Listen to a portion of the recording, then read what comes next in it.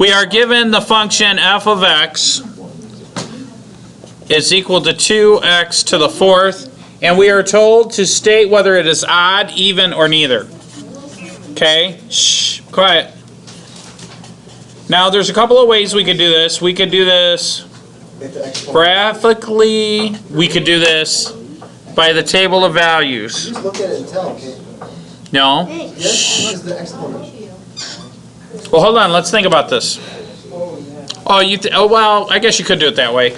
So let's define what is the even function. An even function, and it's not based on the exponent alone. That's what's in the book. Yeah, but what if I put something else to the other, like... Well, then I would just plug it in and see it. Yeah, then you'd have to plug it in. For an even function, whatever I plug in for x, you'll have the same y value. So what I would do is I would come in here graphically, and I would plug in the function, which would be 2 times x raised to the fourth, and I would look at the graph or the table of values. And so when I plug in -1, I get 2. Positive 1, I get 2. If I plug in positive 2, I get 32. But hey, I also get 32 for -2. So no matter what I plug in for x, whether it's positive or negative x, I get the same corresponding y values. Do you guys see that? Yeah. Okay, so we know that this one is an even function. All right? That's what I put.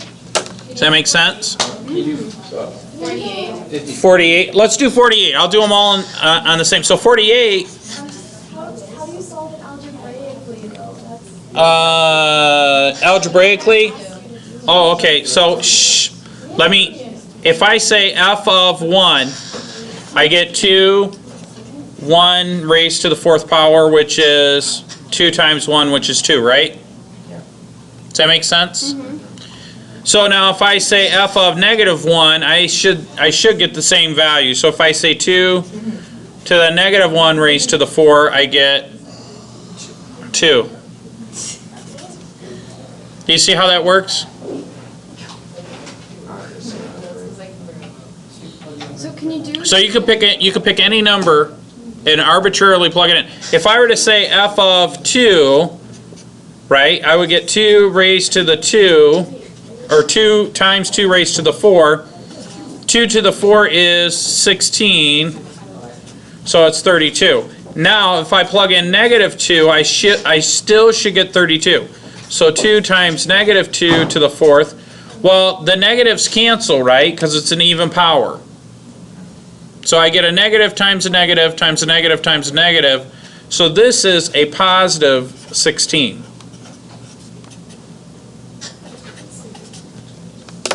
So that's how you solve it algebraically. You just pick in an x value and then plug in the negative x value, and you should get the same answer. Now for 48, I'm just going to move into 48. 48, we have a similar scenario. 48, we do the same thing. If I say g of x, I realize you guys are working on your homework, but whisper, you guys are a little loud. If I were to plug in -1, I get -1 cubed, which is -1. But if I plug in +1, I get 1 cubed, which is +1. And so remember, for an odd function, f of x, right, is equal to the negative of f of x if I plug in a negative x. Okay? Are these opposites? Yeah. So this is probably an odd function. Let's check it one more time. If I say -2, I get -2 cubed. That's -2 times -2 times -2. Well, these negatives cancel, but the overall answer is still -8. Now, if I plug in +2, I get 2 times 2 times 2, which is equal to +8. See how that works? Can you do like?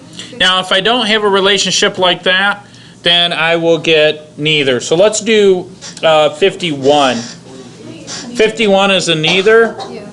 and 52 is a neither. All the rest of them are going to be even or odd.